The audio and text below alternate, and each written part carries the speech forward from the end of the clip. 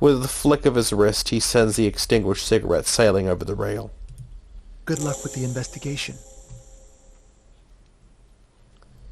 Damn.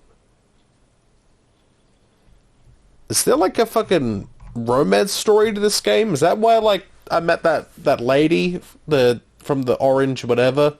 No, this guy? You get like a choice of gender as to what lover you want. Is that what's happening here? Or am I just getting too horny with this whole story? He's gone. We should run after him, see where he went. No point in running. Tenements like these often have multiple exits. If he doesn't want to talk to us, then he'll know how to hide himself. Yeah, you're right. He probably didn't have anything important to say anyway. He could be a witness. Him or his Sunday friend. Either way, we need to look into that muscular type who's asking about our case. That is true. Who the fuck was that? There has to be a way of getting inside the building.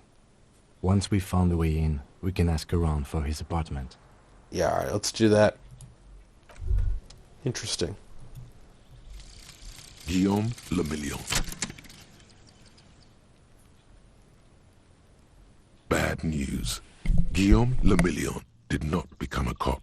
In 1938, he went on a tour to the Sinyao province in Safre, where he died of autoerotic asphyxiation. His body was found hanging from a decorative dragon tree in his junior suite, amid drug paraphernalia, unwholesome objects, and the Sylvia Trainer single, Wonderland, skipping in the background. And yes, you can take this as a metaphor for Revachol in the 30s, and also as a warning. Interesting. So I'm going to take his way of life into heart.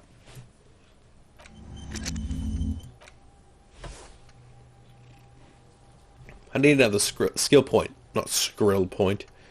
I need a skill point so I can unlock a volumetric shit compressor. That's how I'll get the corpse down. Why does this keep highlighting? What do I have that's new? Nothing. Okay, so this is about... I have to find my way inside that sexy smoker's apartment. You know what? I'm gonna take a dab. I'll be right back. Alright. Hello, everyone. So frankly, I overdid it. I got a little bit too drunk and I fell asleep on my couch for a few hours, but now I'm awake. I'm comparatively sober, and I'm ready to keep playing. A stone, like any other, lying in a whirl of sleet and mud.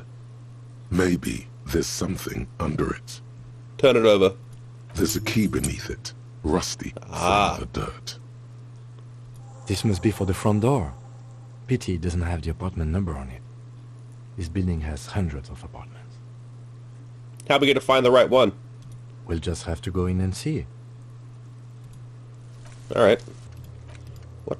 Why did that go away? Oh, okay. So I'm guessing that if I had spoken to Gart, he would have told me about the key. So I essentially just skipped that quest line. Good. I don't want to talk to that bitch anymore. I'm sick of Gart. Won't give me a fucking drink. Chairs and tables eaten by rain and rot. I guess the key was to this door. No, it's just like a main entrance. Eviction notices and missing pets are plastered on top of each other. Christ. I hope they're not eating people's pets. That's what I think the implication is there.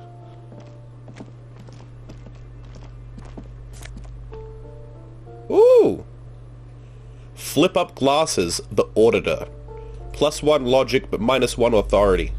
I guess because they are kind of goofy. These flip-up sunglasses were fashionable in the old, but have since lost their popularity.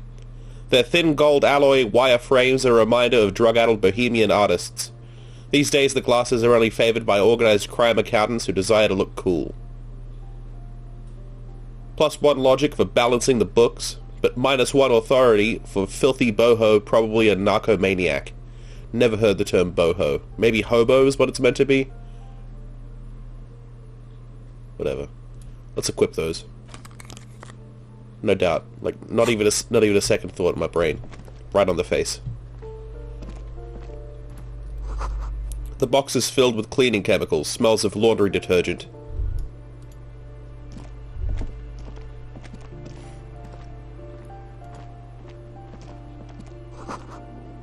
An old shoe rack. Boots, sneakers, and old slippers.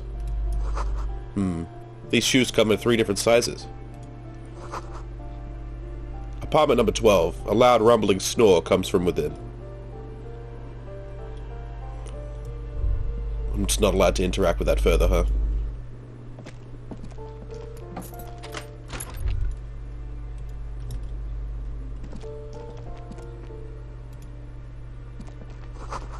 Moss crawls on those bathroom tiles. Actual moss. Oh my god. Booze.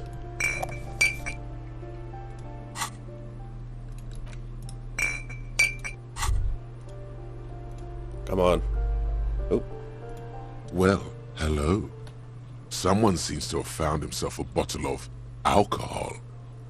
Here's where the magic happens. Take a look at the bottle. Light reflects off the green glass of the Commodore red. The gods have been generous. Better pop it open before they change their minds. Wow, the gods of mass production have made this alcohol container laughably easy to open. A child could have done it. Let's pop some bottles. There's a satisfying pop as the cork jumps out, and the hair on your back rises like an army at attention. You've been here before. Welcome back, detective. You're home now. What will be the repercussions if I take that sip? Nothing. Some mental stuff. Nothing to be worried about. Physically, you'll be strong as an ox. Take a shot. Oh, fuck yeah. A golden sun melts down your throat. Its rays filling your nostrils with sunshine. Your stomach melts from it into a happy, gooey mess. So does your mind. All the bad things are melting. You're you again. A real cop. A real detective. Incredibly well done. Hell yeah. In the bottom right corner of the screen, there's an alcohol button. Alcohol gives +1 to physique skills. Physical instrument, half light, electrochemistry, endurance, pain threshold, and shivers. This is good before rolling a white check, but damages your morale. And remember, from the void we came, and to the void we must return. Oh.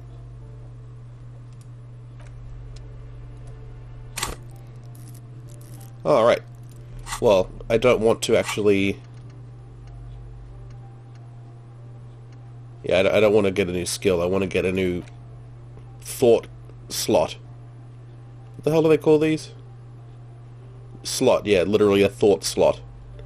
Just stick it in my thought slot.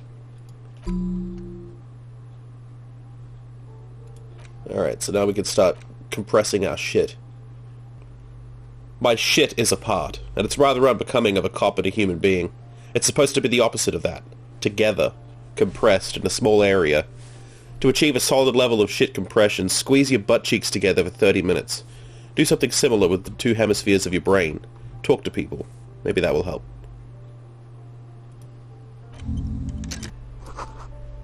These shower curtains are covered in some sort of slime.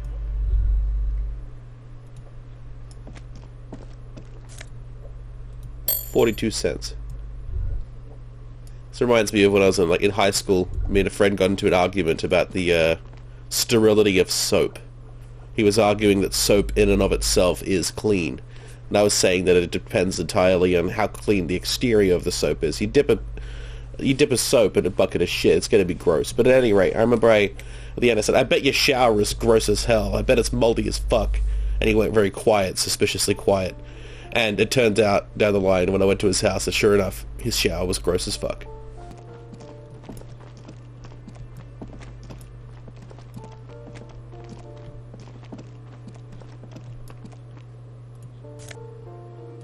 They had 7 cents in their shoes. Maybe I should feel a little bit more guilty about that. They hid 7 cents in their shoes. They must have really needed that money. On the other hand, though, they did leave it outside. So maybe it's on them. This door has been closed with a padlock. A chalk-drawn number on the board says, number 11. I highly doubt there's anyone in there if it's padlocked. Unless they're a fucking prisoner. Maybe I should check. I am a cop. No reply. Okay, alright. Take a look at the lock. It's a solid lump of metal, but the shackle is deeply corroded. A solid pair of chain cutters would make short work of it. We could use some chain cutters here to cut the shackle. Why would we want to break into some random citizen's apartment? Snip, snip, my friend. The lieutenant doesn't say a word. His face wiped clear of any emotion. But he knows it wouldn't make much of a difference.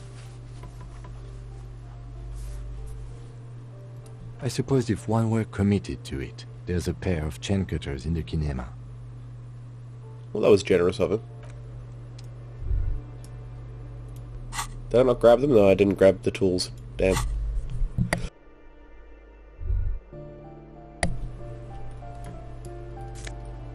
What the hell did I just take money from? What is this?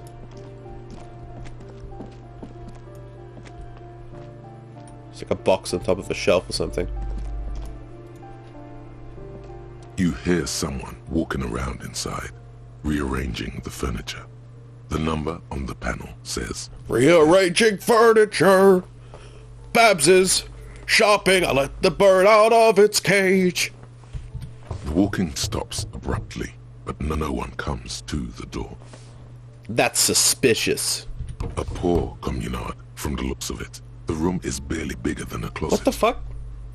Alright, that's a bug. That was not the right voice line. I can't see inside there yet, game. This time the steps come closer.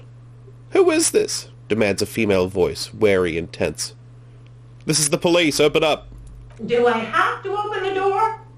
I hear the clacking of heels again as the other side walks right up to the door. Her tone is now getting a defensive edge. Do you have a warrant? I'm not obligated to open the door if you don't have a warrant. Let's go. We don't have a reason to get inside that apartment. It's generally easier to do things if you have literally any reason.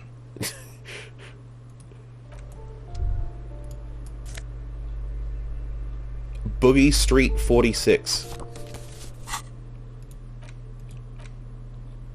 This crumpled up postcard depicts an open-air market in Boogie Street 5 years ago. Roughly 5 years ago. A vendor smiles as dead roosters line his stalls, hung by their feet from canopy. Red blood flows into the muddy street. Blurry shadows of people pass. God, look at me. I got an empty bag full of cans and bottles in one hand, and a bottle of Commodore Red in the other. What a look. The door number 9 is locked. A person. Hello. The graffito says, firing squad for the rich. Give me a moment. An elderly woman is leaning on her broom, her knuckles white as bone. She seems to be having difficulty breathing. The cold never does any good for my bronchitis. Are you alright? Should I call the doctor? I'm fine. Fine. Don't you worry about me. Now, what do you want from me, policeman? She's the cleaning lady. She knows the floor plan and the residence.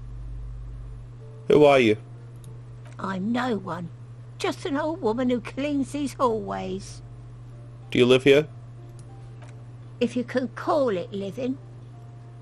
I have a little room upstairs right next to the coal room. It's barely bigger than a closet. But I don't complain, no. I have my bed and my aching bones to keep me company. And that's all I need from this world. She hasn't spoken to anyone for a while. Even her sentences feel rusty. I'm looking for a young male in his mid-20s, dark hair, skinny build. A smoker on the balcony. suspicious and sexy and such. Very aloof, mysterious.